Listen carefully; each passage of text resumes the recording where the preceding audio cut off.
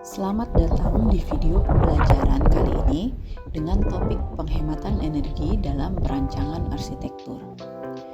Permasalahan energi yang terjadi di Indonesia adalah sebesar 95% penggunaan energi di Indonesia berasal dari bahan bakar fosil.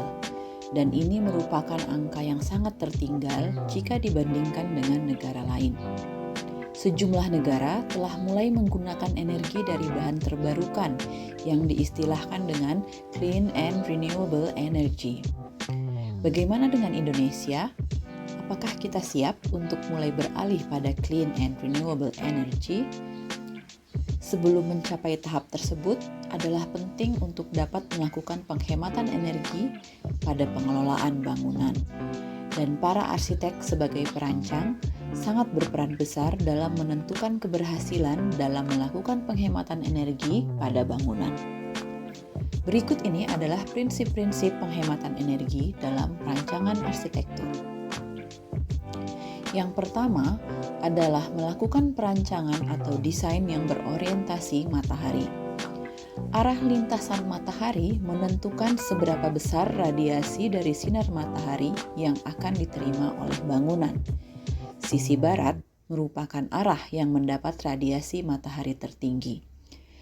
Dari data ini, arsitek dapat menentukan strategi dalam menentukan orientasi bangunan.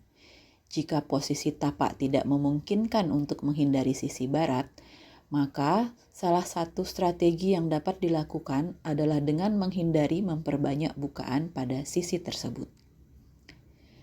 Kedua adalah penggunaan material berkelanjutan. Material berkelanjutan dapat berupa material yang memiliki jejak karbon yang rendah. Kayu adalah salah satu material dengan jejak karbon rendah. Namun, material ini baru dapat dihasilkan kembali dalam jangka waktu yang cukup lama. Material bambu mulai menjadi pilihan untuk material berkelanjutan. Bambu melebihi kelebihan dalam hal kelenturan dan fleksibilitas bentuk. Dan saat ini, bambu masih cukup mudah didapatkan di Indonesia. Selain itu, bambu dapat tumbuh dan diproduksi kembali dalam jangka waktu yang cukup pendek. Ketiga adalah efisiensi energi. Dalam hal efisiensi energi, kita dapat mengintegrasikan penggunaan teknologi terbaru dalam perancangan arsitektur.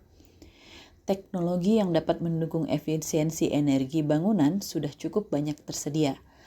Lampu LED, salah satunya, memiliki kelebihan dalam hal durasi penggunaannya yang tahan lama, serta tidak mengandung merkuri, sehingga aman bagi kesehatan manusia. Selain itu, perancang dapat menggunakan panel surya sebagai salah satu sumber listrik pada bangunan.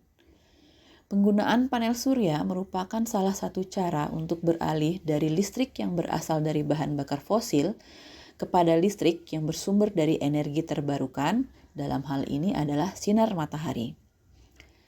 Kita juga dapat memilih menggunakan teknologi yang menggunakan motion sensor atau sensor gerak. Eskalator adalah contoh dari peralatan yang hanya beroperasi jika ada gerakan yang terdeteksi di dekatnya, sehingga energi listrik yang digunakan menjadi lebih efisien. Teknologi piranti lunak atau software terkini juga menyediakan beberapa program yang dapat menghitung efisiensi energi sebuah bangunan sejak dari tahap perencanaan. Hal ini dapat dimanfaatkan sehingga pada tahap perencanaan, arsitek dan engineer sudah dapat memprediksi penggunaan energi di dalam sebuah bangunan. Keempat adalah ventilasi alami. Perancangan dilakukan dengan memaksimalkan aliran udara alami untuk mengurangi ketergantungan pada sistem AC konvensional. Secara sederhana, dapat menggunakan jendela yang dapat dibuka tutup. Pada proses perancangan, tempatkanlah bukaan-bukaan yang memungkinkan terjadinya ventilasi silang.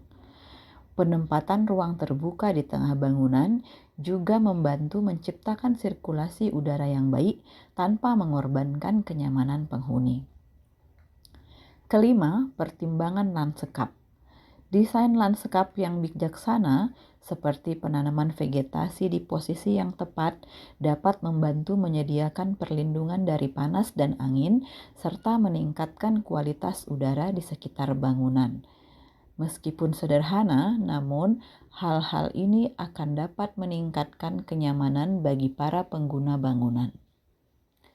Langkah-langkah tersebut di atas, jika dilakukan secara bersamaan dan dengan strategi dan teknis yang tepat, akan mendukung tercapainya bangunan yang lebih hemat energi.